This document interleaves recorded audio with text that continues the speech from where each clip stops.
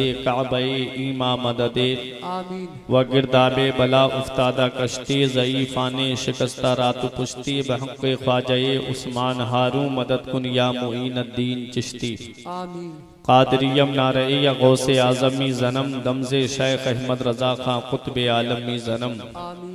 हमारे दीन की हक़ानियत के दोनों शाहिद हैं मोइनुद्दीन अजमेरी मुहियुद्दीन जीलानी।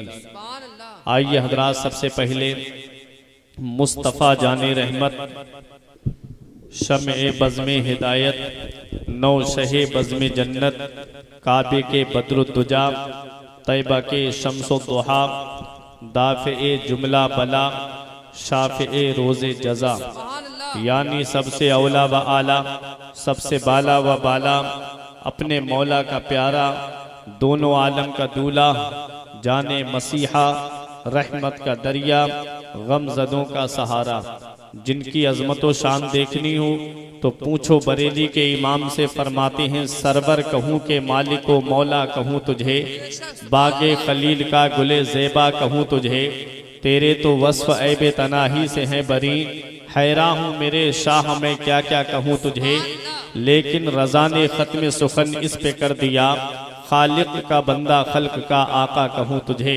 पूरा मजमा मोहब्बत व अक़ीदत के साथ गुम्बदे खजरा की जानिब लो लगाकर दुरूद पाक की डालियाँ मोहब्बत की थालियों में सजा करके इस उम्मीद पे पेश करेंगे, पढ़ोगे दिल से जो सुबह मसा दुरूद शरीफ तो खुद सुनेंगे रसूल खुदा दुरूद शरीफ। नबी को कब्र में देखा जो एक आशिक ने तो झूम झूम के पढ़ने लगा दुरूद शरीफ। पढ़े बाबाज़े बुलंद अल्लाहुम्मा सल्ली अला सय्यिदिना व मौलाना मुहम्मदिन व बारिक वसल्लिम सलातुम व सलामन अलैका या रसूल अल्लाह सल्लल्लाहु तआला अलैहि वसल्लम। सरे शाम से लेकर अब तक आप हजरात ने मकामी मदह खाने मुस्तफ़ा से बेहतरीन आतो मनक़बत को समात किया। शायर इस्लाम आमिर ज़फ़र साहिब किबला से बेहतरीन आतो मनक़बत समात की। हज़रत मौलाना सिद्दीक साहब से तकरीर समात की। आखिरी कड़ी के रूप में मैं आपके सामने हाजिर आया। चंद मिनट की गुफ्तगू आप हज़रात मुझसे भी समात कर लें।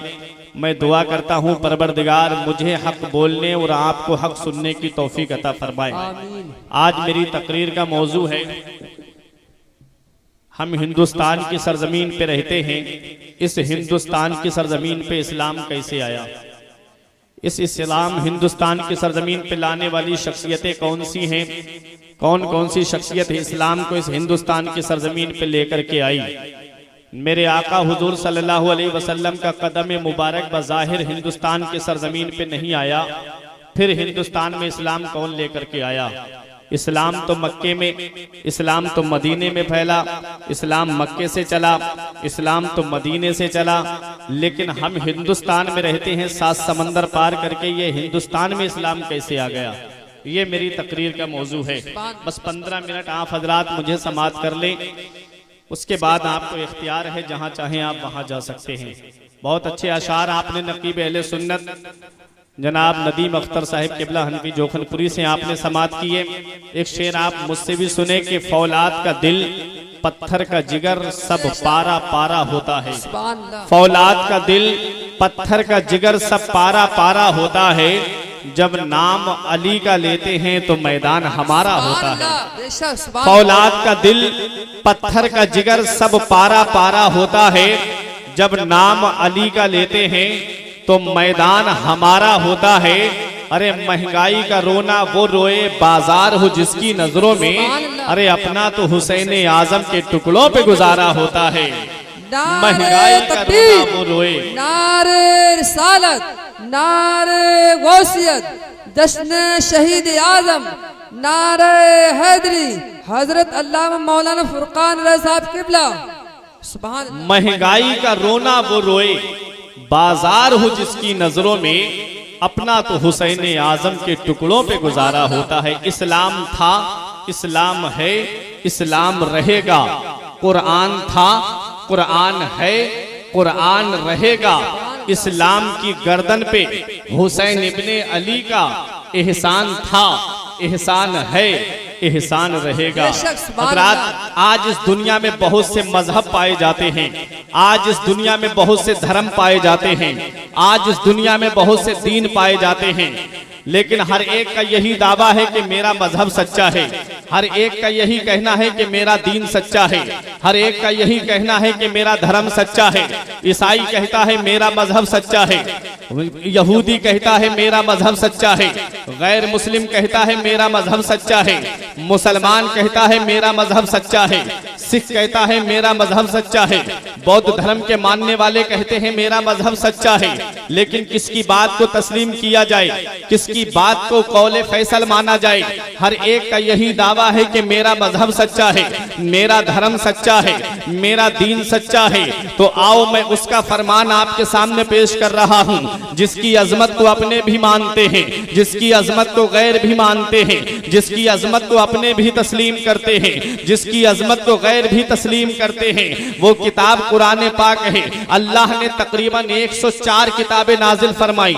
बड़ी किताब को किताब और छोटी किताब को सहीफा कहा जाता है। उन 104 किताबों में 4 किताबें बहुत मशहूर हैं, तौरात, ज़बूर, इंजील, कुरान मजीद। तौरात हजरत मूसा अलैहिस्सलाम पर नाजिल हुई, ज़बूर हजरत दाऊद अलैहिस्सलाम पर नाजिल हुई, इंजील हजरत ईसा अलैहिस्सलाम पर नाजिल हुई, और कुरान हमारे आका मोहम्मद रसूलुल्लाह पे नाजिल किया गया। लेकिन इन चारों किताबों में सबसे ज्यादा फजीलत, सबसे ज्यादा बरतरी, सबसे ज्यादा अफजलियत, सबसे ज्यादा बुलंद मकाम अगर किसी किताब को हासिल है तो वो कुरान पाक को हासिल है। अब आप कहोगे मौलाना तौरात भी अल्लाह की किताब है, ज़बूर भी अल्लाह की किताब है, इंजील भी अल्लाह की किताब है, और कुरान भी अल्लाह की किताब है। फिर इन किताबों में जब सब अल्लाह की किताबें हैं तो फिर इन किताबों में छोटे बड़े का सवाल क्या है? तो आओ सुनो प्यारे, जो तौरात, ज़बूर, इंजील जो पैगंबरों पे नाजिल की गई हैं वो किताबें अपनी असलियत खो चुकी हैं, वो किताबें अपनी असल को खो चुकी हैं। उनके मानने वालों ने उसमें तहरीफ कर दी, उनके मानने वालों ने उस किताबों को उन किताबों के अंदर रद्दो बदल कर दिया। लेकिन वह मेरे कुरान, तेरी अजमत का कोई जवाब नहीं है, तेरी शान का कोई जवाब नहीं है, तेरी बुलंदी का कोई जवाब नहीं है, तेरी रिफात का कोई जवाब नहीं है, तेरे मकाम का कोई जवाब नहीं है। कुरान जैसा 1400 साल पहले नाजिल हुआ था आज भी वैसा ही है और कयामत तक वैसा ही रहेगा। कुरान को कोई बदल नहीं सकता। आओ तो आप कहोगे मौलाना जब तौरात भी अल्लाह की किताब, इंजील भी अल्लाह की किताब, ज़बूर भी अल्लाह की किताब, उसको बदल दिया, कुरान को कोई क्यों नहीं बदल पाएगा? तो सुनो, अल्लाह रब्बुल इज्जत ने तौरात की हिफाजत का जिम्मा नहीं लिया, इंजील की हिफाजत का जिम्मा नहीं लिया, ज़बूर की हिफाजत का जिम्मा नहीं लिया। लेकिन जब कुरान को नाजिल फरमाया तो अल्लाह 14वें पारे में इरशाद फरमाता है, नहनु नज़्ज़लना ज़िक्र व इन्ना लहू लहाफ़िज़ून, हमने कुरान को नाजिल किया है और हम ही कुरान की हिफाजत करने वाले हैं। कुरान को कोई बदल नहीं सकता है, कुरान में कोई चेंजिंग नहीं कर सकता है। इसलिए कुरान वो किताब है जिसकी अजमत को अपने भी मानते हैं, जिसकी अजमत को गैर भी मानते हैं। आओ जरा कुरान से पूछते हैं, एक कुरान तू बता, नबियों की नबुव्वत का जिक्र कुरान में है, रसूलों की रिसालत का जिक्र कुरान में है, वलियों की विलायत का जिक्र कुरान में है, अख्ताब की कुतबियत का जिक्र कुरान में है, सहाबा की सहाबियत का जिक्र कुरान में है, अरे आदम की आदमियत का जिक्र कुरान में है, नूह की शुजाअत का जिक्र कुरान में है, इस्माइल की वजह ईसार का जिक्र कुरान में है, इब्राहिम की खुल्लत का जिक्र कुरान में है, मूसा के जलाल का जिक्र कुरान में है, हजरत याकूब के सब्र का जिक्र कुरान में है, हजरत यूसुफ के हुस्न का जिक्र कुरान में है, हजरत अय्यूब के सब्र का जिक्र कुरान में है, हजरत सुलेमान की बादशाहत का जिक्र कुरान में है, हजरत दाऊद की खिलाफत का जिक्र कुरान में है, हजरत जकरिया की मासूमियत का जिक्र कुरान में है, हजरत यहया की शहादत का जिक्र कुरान में है, हजरत हारून की फसाहत और बलागत का जिक्र कुरान में है, हजरत ईसा के जमाल का जिक्र कुरान में है, मेरे नबी की अजमत का जिक्र कुरान में है, सिद्दीक की सदाकत का जिक्र कुरान में है, फारूक की अदालत का जिक्र कुरान में है, उस्मान की सखावत का जिक्र कुरान में है, अली की शुजाअत का जिक्र कुरान में है, इमाम हसन का जिक्र कुरान में है, इमाम हुसैन का जिक्र कुरान में है, इमाम ज़ैनुल आबिदीन की इमामत का जिक्र कुरान में है, इमाम बाकिर की इमामत का जिक्र कुरान में है, इमाम जाफर के सिद्क का जिक्र कुरान में है, इमाम आजम की इमामत का जिक्र कुरान में है, गौसे आजम की करामत का जिक्र कुरान में है, वलियों की विलायत का जिक्र कुरान में है, फातिमा का जिक्र कुरान में है, ज़ैनब का जिक्र कुरान में है, उम्मे कुलसूम का जिक्र कुरान में है, रुकैया का जिक्र कुरान में है, खदीजा का जिक्र कुरान में है। हर चीज का बयान कुरान के अंदर मौजूद है। हम कुरान की बारगाह में पहुंचे, हमने कहा ये कुरान, हीरे तेरे अंदर मौजूद हैं, जवाहिरात तेरे अंदर मौजूद हैं, मोती तेरे अंदर मौजूद हैं, सदफ तेरे अंदर मौजूद हैं, गौहर तेरे अंदर मौजूद हैं। ये कुरान जरा ये तो बता, हर चीज का बयान तेरे अंदर मौजूद है, मगर इतना इल्म होना चाहिए, इतनी सलाहियत होनी चाहिए, इतनी काबिलियत होनी चाहिए कि कुरान से वो चीजें निकाल सके। अमेरिका वालों ने कुरान पे रिसर्च किया तो समंदर से मोती निकाल लिए। ये हमारे कुरान की शान है। हमने कहा ये कुरान तू बता, अल्लाह ने हर चीज का बयान तेरे अंदर मौजूद फरमाया है, हर चीज का बयान तेरे अंदर फरमाया है। एक कुरान तू बता। कोई कह रहा है, गैर मुस्लिम कहता है मेरा मजहब सच्चा है, यहूदी कहता है मेरा मजहब सच्चा है, ईसाई कहता है मेरा मजहब सच्चा है। एक कुरान बता कौन सा मजहब सच्चा है? तो कुरान जवाब देता है, इन्ना दीना इंदल्लाहिल इस्लाम, अल्लाह का पसंदीदा कोई दीन है तो वो सिर्फ इस्लाम है। सुभान अल्लाह। नारे तकबीर, नारे रिसालत, नारे गौसियत, मसलके आला हजरत, मजहबे अहले सुन्नत, हजरत अल्लामा मौलाना फुरकान रज़ा साहब किबला। नारे तकबीर, नारे रिसालत। सुभान अल्लाह, बेशक सुभान अल्लाह। अल्लाह का पसंदीदा दीन सिर्फ इस्लाम है। अब ये इस्लाम हम तक कैसे पहुंचा है? इस्लाम इतनी आसानी से हम तक नहीं पहुंचा है। इस्लाम बड़ी परेशानियों के बाद हम तक पहुंचा है। इस्लाम बड़ी कुर्बानियों के बाद हम तक पहुंचा है। इस्लाम क्या चाहता है? इस्लाम जज्बा इसार चाहता है, इस्लाम जज्बा कुर्बानी चाहता है, इस्लाम हजरत इब्राहीम जैसा जिगर चाहता है, इस्लाम हजरत इस्माइल अलैहिस्सलाम जैसा इस्तिकलाल चाहता है, इस्लाम हजरत हाजरा जैसा जिगर चाहता है, इस्लाम हजरत बिलाल जैसा इश्क चाहता है, इस्लाम हजरत खुबैब जैसा इश्क चाहता है। आओ जरा देखो ये इस्लाम हम तक कैसे पहुंचा है। मेरे नबी ने इस्लाम का परचम कैसे बुलंद किया है, कैसे इस्लाम का झंडा मेरे नबी ने लहराया है। आओ जरा आज हम और आप इस्लाम के महकते हुए गुलशन में सांसें ले रहे हैं। हम इस्लाम का परचम अगर कहीं लहराने के लिए जाएंगे, हमारे बाप की सपोर्ट हमारे साथ होगी, हमारे दादा की सपोर्ट हमारे साथ होगी, खानदान की सपोर्ट हमारे साथ में होगी। लेकिन जरा मक्के का दौर भी तो मुलाहिजा करो प्यारे मुसलमानों, मेरे नबी ने कैसे इस्लाम का झंडा लहराया है।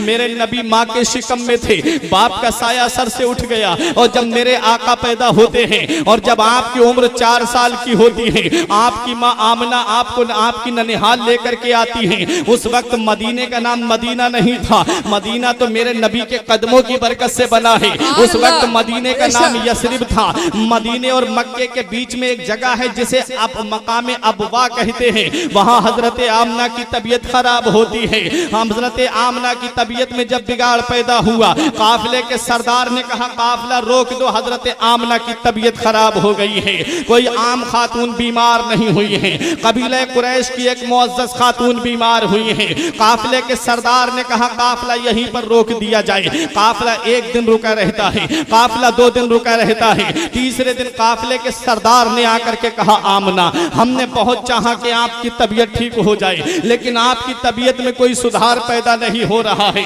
आमना हमें इजाजत दीजिए, अब हम काफिले को आगे बढ़ाना चाहते हैं। काफिले वालों की हिम्मत ने जवाब दे दिया है, काफिले वालों की मोहब्बत ने जवाब दे दिया है। हजरत आमना का जवाब सुनो भुता के जिंदा दिल मुसलमानों। हजरत आमना जवाब देती है, ए काफिले के सरदार, अगर तुझे जाना है तो शौक से चला जा, मुझे किसी के सहारे की जरूरत नहीं है, मेरी हिफाजत के लिए रब्बे काबा की रहमत काफी है। हजरत आमना ने जब इतना कहा, काफिला चला जाता है, काफिला आगे बढ़ जाता है। और जब काफिला चला गया, बज़ाहिर कोई आदमी हजरत आमना के पास नहीं है। 4 साल की उम्र मेरे आका की है। 4 साल का बच्चा कितना बड़ा होता है। साथ में बांधी उम्मे ऐमन है। शिद्दत की गर्मी पड़ रही है, तड़पती हुई धूप है, सूरज अपने पूरे शबाब पे निकला हुआ है, सूरज की किरणें आज होठों को खुश्क कर रही हैं। आओ जरा तारीख तारीख उठा करके तो देखो ये इस्लाम का परचम कैसे मेरे नबी ने बुलंद किया है।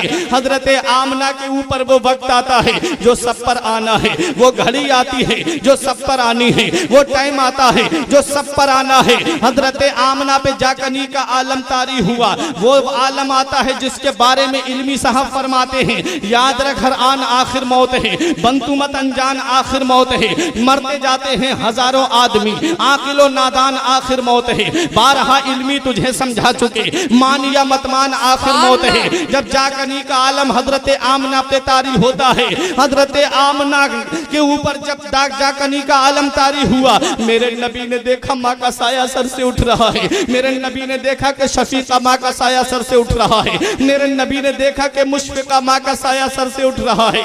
मेरे नबी ने अपनी माँ के सर को अपने जानू पे रख लिया है और नबी अपनी माँ का सर दबा रहे हैं। जन्नत की हूरों ने कहा आका आपको ये परेशानी उठाने की जरूरत क्या है, आप हमें इजाजत दीजिए हम आपकी माँ की खिदमत करें। तो मेरे नबी का किरदार बोल रहा था, मेरे नबी का कैरेक्टर बोल रहा था। माँ की खिदमत का हक नर्सों और नौकरानियों की ड्यूटी लगा के अदा नहीं होता है, माँ की खिदमत का हक तब अदा होता है जब बेटा खुद अपनी माँ की खिदमत करता है। मेरे नबी अपनी माँ का सर दबा रहे हैं, मेरे नबी की आंखों से आंसू निकले, हजरत आमना के चेहरे पे गिरे। हजरत आमना ने आंखें खोली, देखा कि शहजादा रो रहा है, नबी की आंखों से आंसू निकल रहे हैं क्योंकि माँ का साया सर से उठ रहा है, माँ का साया सर से उठ रहा है।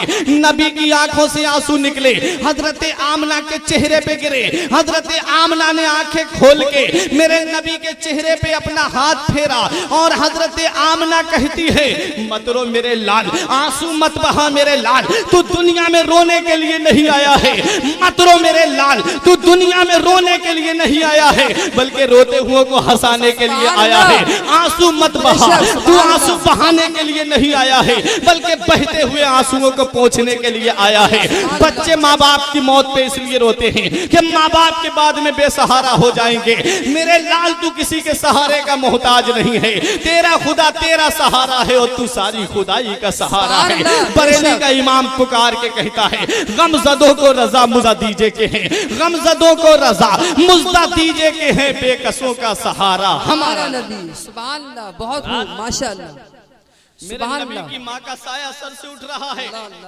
4 साल की उम्र है मेरे आका की।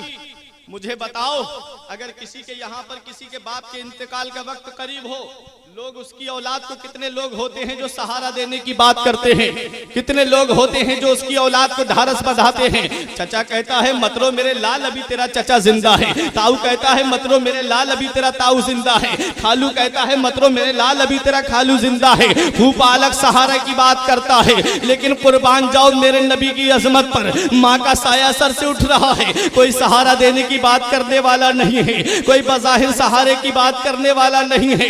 मेरे नबी की माँ का साया सर से उठ गया, मेरे नबी की आंखों से आंसू निकले। परवरदिगार आलम ने इरशाद फरमाया मेरे महबूब आंसू बहाने की जरूरत नहीं है, मेरे महबूब तेरा खुदा तेरा सहारा है और तू सारी खुदाई का सहारा है। मेरे आका हुजूर सल्लल्लाहु अलैहि वसल्लम की माँ का साया सर से उठ गया। खानदान के कुछ लोग आए मकाम अब्बा में दफन करके चले गए। मेरे आका 4 साल की उम्र हुई, माँ का साया सर से उठ गया। माँ के शिकम में थे, बाप का साया सर से उठ गया। 7 या 8 साल की उम्र जब मेरे आका की होती है तो दादा का भी साया सर से उठ जाता है। खुदाई हैरान है मेरे मौला, जिसे तूने सारे जहान के लिए रहमत बना के भेजा, मौला जिसे तूने सारे जहान के लिए नबी बना के भेजा, उसके साथ में ये सुलूक माँ के शिकम में थे, बाप का साया सर से उठ गया। 4 साल के हुए माँ का साया सर से उठ गया, 7 या 8 साल के हुए दादा का साया सर से उठ गया। तो रब की रहमतों ने जवाब दिया, हमारी रहमत के करिश्मात को तुम क्या जानो। अगर इनका बाप जिंदा होता, अगर इनकी माँ जिंदा होती, अगर इनका दादा जिंदा होता, तब ये इस्लाम का परचम मक्के की सरजमीन पे बुलंद करते। तो दादा सीना तान के कहता कि मेरे दबदबे के साए में तूने इस्लाम का परचम बुलंद किया था। बाप कहता बेटा मेरे रोब दबदबे के साए में तूने इस्लाम का परचम लहराया था। माँ कहती बेटा तूने मेरी शफकत के साए में इस्लाम का परचम बुलंद किया था। परवरदिगार आलम ने वो साए पहले ही उठा लिए ताकि दुनिया जान ले कि जिसे मैंने अपना महबूब बनाया है उसे किसी के सहारे की जरूरत नहीं है, बल्कि उसका खुदा उसका सहारा है, वो सारी खुदाई का सहारा है। बरेली का इमाम पुकार के कहता है, गमजदों को रजा मुजदा दीजिए के हैं, बेकसों का सहारा हमारा नबी। और जब मेरे आका हुजूर सल्लल्लाहु अलैहि वसल्लम की उम्र शरीफ 25 साल की होती है, और जब 25 साल से आपकी उम्र क्रॉस होती है, 25 साल की उम्र में आपने हजरत खदीजा से निकाह किया। उस वक्त हजरत खदीजा की उम्र 40 साल की थी। मेरे आका हुजूर सल्लल्लाहु अलैहि वसल्लम की उम्र शरीफ जब 40 साल की होती है, तब आप फारान की चोटी पे खड़े होते हैं, बुलंद पहाड़ी पे खड़े होकर के इरशाद फरमाते हैं, ए मक्के वालों मेरे करीब आओ। अब मक्के के लोग नबी के करीब आते हैं, नबी इरशाद फरमाते हैं, बताओ तुमने मेरी 40 साल जिंदगी को तुमने देखा है, बताओ तुमने मेरा बचपन भी देखा है, बताओ तुमने मेरी जवानी भी देखी है, तुमने मेरी 40 साल जिंदगी को देखा है, बताओ तुमने मोहम्मद को मक्के में कैसा पाया। लोगों ने एक जुबान होके कहा था, हमने तुम्हारी जुबान से झूठ नहीं सुना, हमने तुम्हें कभी वादा खिलाफी करते हुए नहीं देखा, हमने कभी भी तुमको किसी पे जुल्म करते हुए नहीं देखा, हमने कभी तुम्हें जिना और शराब के करीब नहीं देखा। नबी फरमाते हैं, अब बताओ जो मैं कहूंगा उसे सच मानोगे। लोगों ने कहा, हमने तो आपको सादिकुल वादुल अमीन मान लिया है, हमने तो आपको मक्के का सबसे बड़ा अमीन और रास्तगो मान लिया है। मेरे नबी फरमाते, मेरी सच्ची आवाज सुनो, अल्लाह एक है, बुत तुम्हारे झूठे हैं, बातिल राह पे मत चलो, कुरान किताबे हिकमत है, मुझे अल्लाह का नबी तस्लीम करो। सबसे पहली आवाज नबी के खानदान से उठी थी। चचा सगे चचा अबू लहब ने कहा था, मोहम्मद हम तूने हमें इसलिए बुलाया है कि हम तुझे नबी माने, खुदा तेरे हाथों को तबाह कर दे माज़अल्लाह। परवरदिगार आलम ने कुरान करीम की आयत करीमा नाजिल फरमा दी, तब्बत यदा अबी लहब व तब, तबाह हो जाए अबू लहब के दोनों हाथ, और वो तबाह हो ही गया। मक्के में कोई मानने के लिए तैयार नहीं है, मक्के में कोई नबी को नबी तस्लीम करने के लिए तैयार नहीं है। मेरे नबी उदास हैं, अपने घर पे आते हैं। मेरे नबी की ज़ौजा मोहतरमा हजरत खदीजतुल कुबरा ने कहा, आका आप उदास क्यों हैं? नबी ने फरमाया, खदीजा कोई मुझे नबी मान नहीं रहा है। हजरत खदीजा ने कहा, आका मैं आपको नबी मानती हूँ। मेरे नबी पे रिवायतों में आता है कि जवानों में कलमा पढ़ने वाले हजरत अबू बकर सिद्दीक हैं, बच्चों में कलमा पढ़ने वाले हजरत मौला अली शेर खुदा हैं, गुलामों में कलमा पढ़ने वाले हजरत बिलाल हबशी ज़ैद इब्ने हारिसा हैं, और औरतों में सबसे पहली कलमा पढ़ने वाली हजरत खदीजतुल कुबरा हैं। ये इस्लाम की तारीख हमें मिलती है। मैं बड़ी तेजी के साथ तारीख आगे बढ़ाता हुआ चल रहा हूँ, ताकि आपके जहन में ये बात नक्श होती चली जाए कि ये इस्लाम हम तक कैसे पहुंचा है। आओ जरा जहन को करीब करो। मक्के की सरजमीन पे जब मेरे नबी ऐलान नबुव्वत फरमा रहे हैं, गुलामों ने कहा कि हम अगर आपको नबी तस्लीम कर लेंगे, अगर हम आपका कलमा पढ़ लेंगे तो हमारा आका हमें मारेगा। औरतों ने कहा हमारा शौहर हमें मारेगा। आओ जरा कुर्बान जाओ प्यारे मुसलमानों। हजरत खदीजतुल कुबरा ने अपना तमाम माल मक्के के गुलामों पे खर्च कर दिया और इरशाद फरमा दिया कि ए लोगों, जितना पैसा चाहिए मुझसे ले लो, लेकिन गुलामी से आजादी हासिल कर लो और कलमा मोहम्मद रसूलुल्लाह का पढ़ लो। राहे खुदा में देके खदीजा ने मालो जर, राहे खुदा में देके खदीजा ने मालो जर, मक्के के हर गरीब का चूल्हा जला। सुभान अल्लाह, माशाअल्लाह। देखो मेरे आका हुजूर सल्लल्लाहु अलैहि वसल्लम एक दिन फजर की नमाज पढ़ के तशरीफ ला रहे थे। मक्के शरीफ की सरजमीन पे एक ज़ईफा थी जो मक्का छोड़ करके जा रही थी। आज का बदअकीदा हमसे कहता है, तुम उस इस्लाम की बात करते हो जो तलवार की बुनियाद पे फैला है, तुम उस इस्लाम की बात करते हो जो बर्छी की बुनियाद पे फैला है, तुम उस इस्लाम की बात करते हो जो नेज़े की बुनियाद पे फैला है। मैंने कहा जालिम, मजहब इस्लाम तलवार की बुनियाद पे नहीं फैला है, मजहब इस्लाम बर्छी की बुनियाद पे नहीं फैला है, मजहब इस्लाम भाले की बुनियाद पे नहीं फैला है, मजहब इस्लाम नेज़े की बुनियाद पे नहीं फैला है। उसने कहा तो फिर किसकी बुनियाद पे फैला है? मैंने कहा सुन, जो चीज तलवार से फैलती है उसमें दवाम नहीं होता है, उसमें इस्तिमरार नहीं होता है, उसमें हमेशगी नहीं होती है। अरे मजहब इस्लाम के अंदर दवाम है, मजहब इस्लाम के अंदर हमेशगी है, क्योंकि तलवार से जो चीज झुकाई जाती है वो उसी वक्त तक झुकी रहती है जब तक तलवार का दबदबा कायम रहता है, जब तक तलवार सामने रहती है। अरे मजहब इस्लाम कैसे फैला है? देख ले मक्के की तारीख उठा करके, देख ले मक्के की हिस्ट्री उठा करके, कैसे इस्लाम इस्लाम फैलाया है मेरे नबी ने। फजर की नमाज अदा करके नबी तशरीफ ला रहे हैं, एक ज़ईफा घर के दरवाजे पे बैठी हुई है। सामान इतना वजनीला है, सामान इतना वजन वाला है कि उस ज़ईफा से उठाया न गया। बुढ़ापे की सकत की वजह से, बुढ़ापे में उसके ताकत ने जवाब दे दिया है। दरवाजे पे बैठी है, कोई मजदूर मिल जाए और वो मजदूर मेरे इस सामान को मेरी मंजिल तक पहुंचा दे। आओ जरा प्यारे बहुत गौर से ये वाकया सुनो। मैं बहुत तेजी के साथ आगे तारीख इस्लाम बढ़ाता हुआ चल रहा हूँ, इंशाअल्लाह बहुत जल्द आपके सामने से रुखसत हो जाऊंगा। आओ जरा देखो, मेरे नबी तशरीफ ला रहे हैं। ज़ईफा ने कहा ए बेटा जरा मेरे पास तो आ। नबी तशरीफ लाते हैं। कहा बेटा तू कहाँ जा रहा है? फरमाया अम्मा तुम्हें काम क्या है? बोली बेटा मैं मजदूर की तलाश में यहाँ बैठी हूँ। बेटा मेरा ये सामान मंजिल तक पहुँचा दे, मैं तुझे मजदूरी दूंगी। नबी ने उस ज़ईफा का सामान अपने सर पे रखा और मेरे नबी उसका सामान लेकर के चल रहे हैं। ज़ईफा पीछे पीछे चल रही है। रास्ते में नबी ने पूछा अम्मा तुम मक्का छोड़ के क्यों जा रही हो?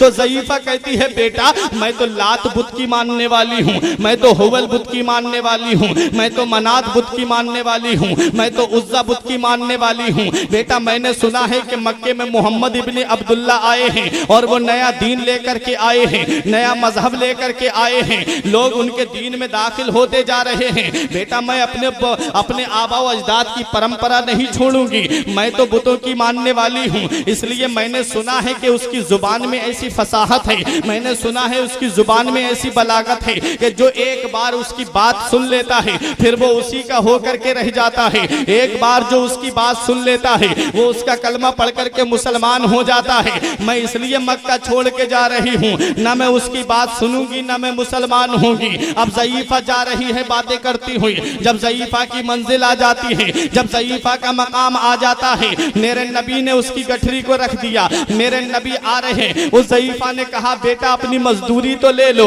नबी फरमाते अम्मा मैं मजदूरी लेने के लिए नहीं आया हूँ। कहा बेटा मजदूरी तो तेरा हक है। फरमाया अम्मा मैं हक लेने के लिए नहीं आया हूँ बल्कि हकदारों को उनका हक दिलाने के लिए आया हूँ। ज़ईफा कहती है बेटा तू बड़ा भोला लगता है, बेटा तू हमें बड़ा ही खूबसूरत मालूम दे रहा है। ए बेटा तू हमें बड़ा हसीन और जमील नजर आ रहा है, बेटा तू हमें बहुत सीधा नजर आ रहा है। ए बेटा कहीं ऐसा ना हो कि मोहम्मद के सामना तेरा हो जाए, बेटा कहीं तू उसका कलमा पढ़ के मुसलमान हो जाए। ए बेटा मैंने जिस डर से मक्का छोड़ा है, मैंने उस मोहम्मद के डर से मक्का छोड़ा है जो अब्दुल्ला का नूरे नजर है। मैंने उस मोहम्मद के डर से मक्का छोड़ा है जो आमना का नूरे नजर है। मैंने उस मोहम्मद के डर से मक्का छोड़ा है जो दाई हलीमा का जिगर पारा है। मैंने उस मोहम्मद के डर से मक्का छोड़ा है जो अब्दुल मुत्तलिब का पोता है। मैंने उस मोहम्मद के डर से मक्का छोड़ा है जो अबू तालिब का भतीजा है।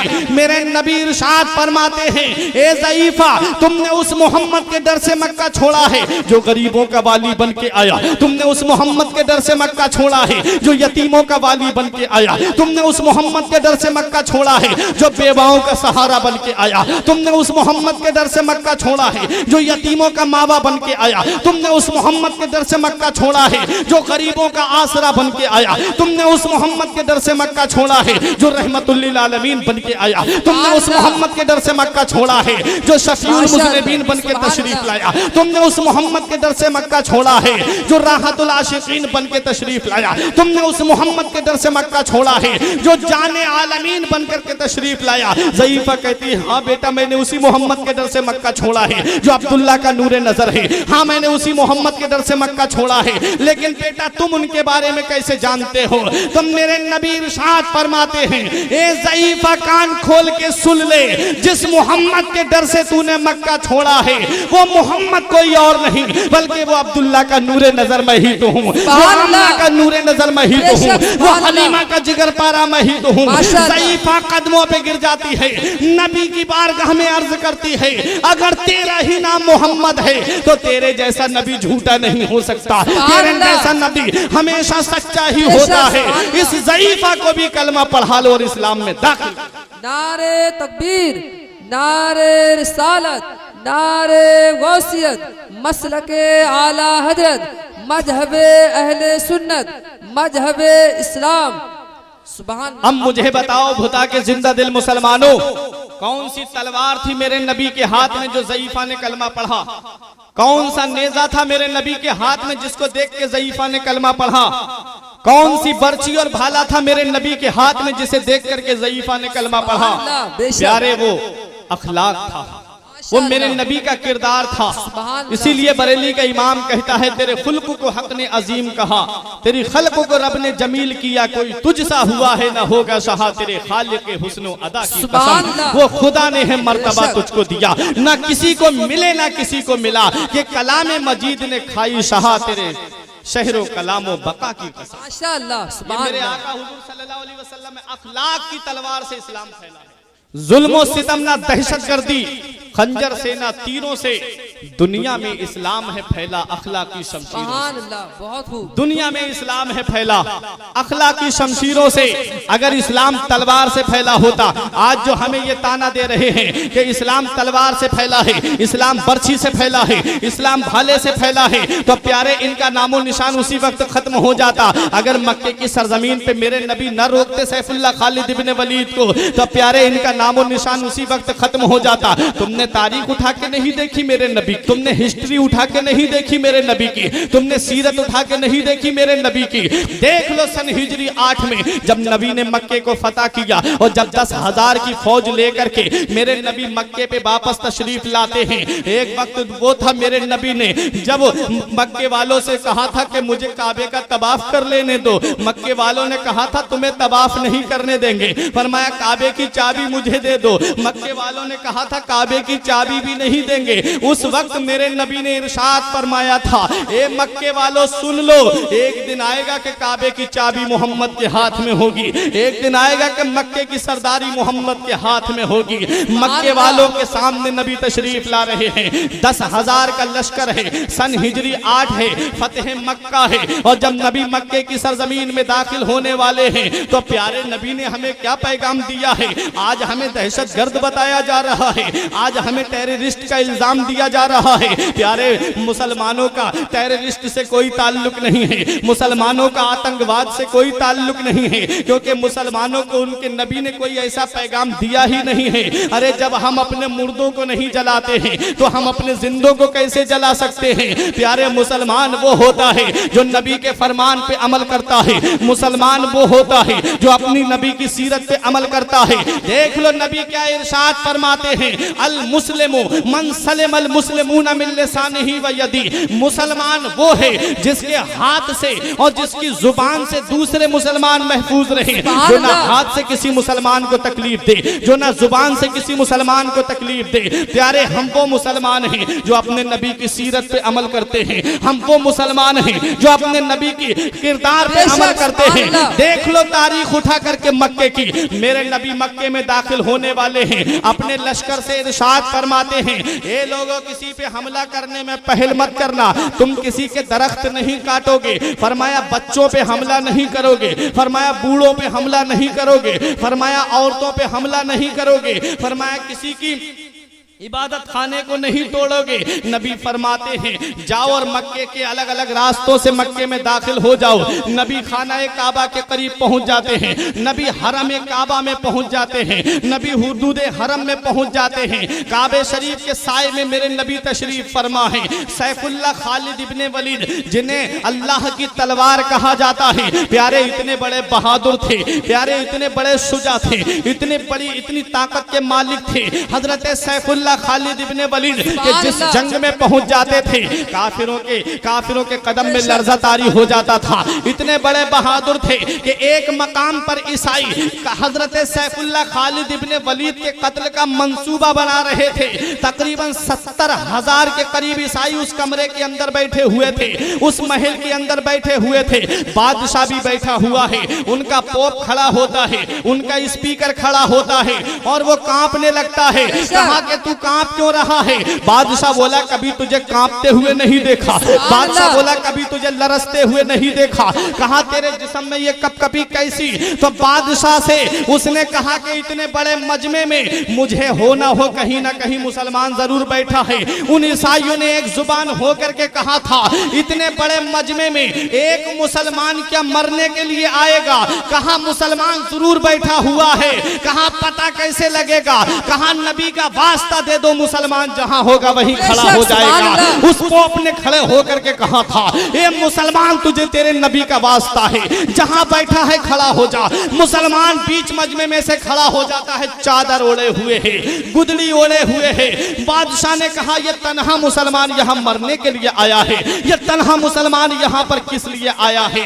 मुसलमान से कहा जरा इसे मेरे करीब लेकर के आ। मुसलमान कहता है ये हमारी शान नहीं है कि हम किसी के सामने जाएं, अरे हम अपने रब की बारगाह में झुकते हैं, जिसे झुकना है वो हमारे सामने झुके। आज मुसलमान तू गैरों के सामने झुकता हुआ नजर आ रहा है। ए मुसलमान आज तू गैरों के सामने कांपता हुआ नजर आ रहा है। वो पहले के मुसलमान थे जो नारा लगाते थे तो यहूदियों के महलों में लर्ज़ातारी हो जाता था। वो पहले के मुसलमान थे जिनकी आवाज सुन करके काफिर अपने घरों के दरवाजे बंद कर लेते थे। लेकिन आज तेरा ये हाल क्या हो गया कि तेरे घर के सामने अगर 100 नंबर की गाड़ी का हॉर्न बज जाए तेरी नींद उड़ जाती है। ये वजह क्या है?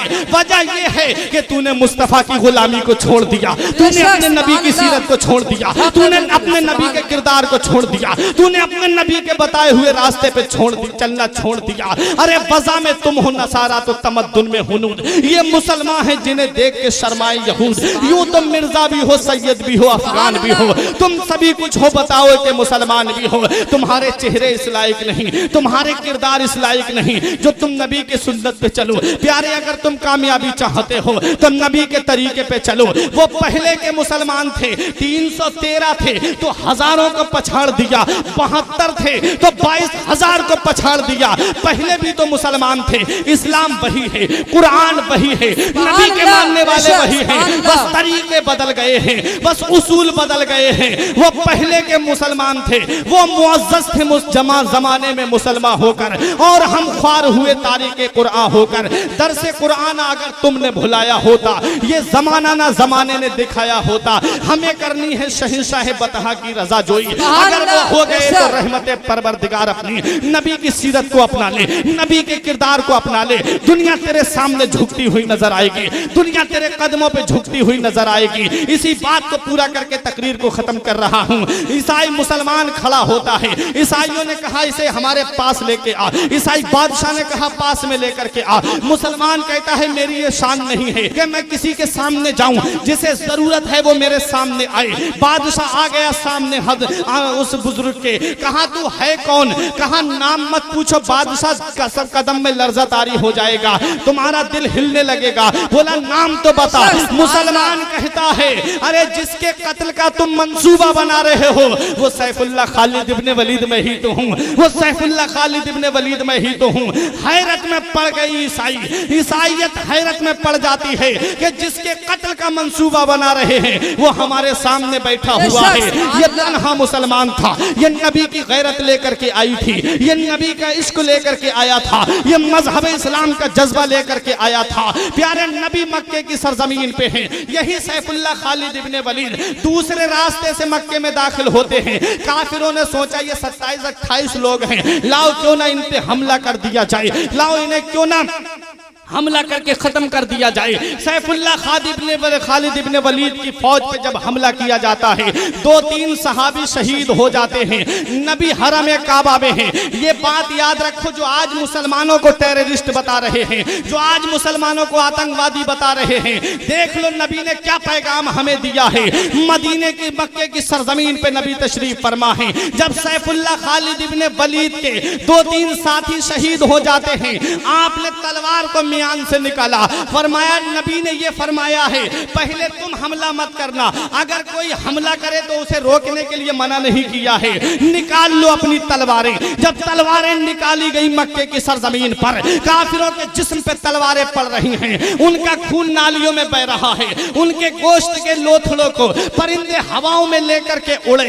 हरम काबा में मेरे नबी हैं, मेरे नबी ने जब काफिरों के गोश्त को परिंदों को उड़ते हुए आसमान की तरफ देखा तो नबी हरम काबा से इतनी तेज दौड़ते हुए आते हैं, सहाबा कहते हैं इतनी तेज हमने नबी को कभी दौड़ते हुए नहीं देखा था। रहमत की घटा बन के छाया मेरा नबी, शबनम की फुहार बन के छाया मेरा नबी। मेरे नबी तशरीफ लाते हैं, इरशाद फरमाते हैं, ए सैफुल्लाह खालिद इब्ने वलीद अपनी तलवार को मियान में रख लो। अर्ज करते हैं आका आज का दिन तो बदला लेने का दिन है, आज का दिन तो खुरेजी करने का दिन है, आज का दिन तो चुन चुन के मारने का दिन है। नबी इरशाद फरमाते हैं आज का दिन बदला लेने का दिन नहीं है, बल्कि आज का दिन तो रहम करने का दिन है, आज का दिन तो सीने से लगाने का दिन है, आज का दिन तो कलेजे से लगाने का दिन है। अरे बरेली का इमाम पुकार के कहता है, अरे ये दुनिया के लोग हैं कि अगर किसी पे जुल्म हो जाए, अगर उसे सरदारी मिल जाए तो वो सबसे पहले उसे तलाश करता है जिसने उसके ऊपर जुल्म किया। मगर कुर्बान जाओ मेरे नबी की अजमत पर, कुर्बान जाओ मेरे नबी की रहमत पर, कुर्बान जाओ मेरे नबी की शान पर। बरेली का इमाम पुकार के कहता है, अरे ये वही हैं जो बख्श देते हैं, ये वही हैं जो बख्श देते हैं। कौन इन जुर्मों पे सजा ना करे, दिल को उनसे खुदा जुदा ना करे, बेकसी लूट ले खुदा ना करे। नारे तकबीर, नारे रिसालत, नारे गौसियत, मसलके आला हजरत, कलामे आला हजरत, मजहबे इस्लाम हजरत अल्लामा मौलाना फुरकान रजा साहब किबला। नारे तकबीर, नारे रिसालत, सुभान अल्लाह। इन्न दीना इंदल्लाहिल इस्लाम, बेशक अल्लाह का पसंदीदा दीन सिर्फ इस्लाम है। अभी मक्के की जिंदगी थी, मैं आपको बता था कि इस्लाम हिंदुस्तान में लाने वाली शख्सियतें, इसके बाद आ रहा था। इंशाल्लाह किसी और मौके पे वक्त मिलेगा तो मैं उससे आगे आपको तकरीर सुनाऊंगा। इस्लाम था, इस्लाम है, इस्लाम रहेगा। कुरान था, कुरान है, कुरान रहेगा। इस्लाम की गर्दन पे हुसैन इब्ने अली का एहसान था, एहसान है, एहसान रहेगा। परवरदिगार आलम की बारगाह में दुआ है कि मेरे कुछ अर्ज करने में गलती हो गई, मौला मुझे माफ फरमाए। अस्तगफिरुल्लाह रब्बी मिन कुल्लि ज़ंबि व अतूबु इलैह। एक बार मेरे साथ कलमा तैयब पढ़ लें, ला इलाहा इल्लल्लाहु मुहम्मदुर रसूलुल्लाह सल्लल्लाहु अलैहि वसल्लम। रही कली तो फूल खिलेंगे, जिंदगी बाकी रही फिर मिलेंगे। अस्सलाम वालेकुम।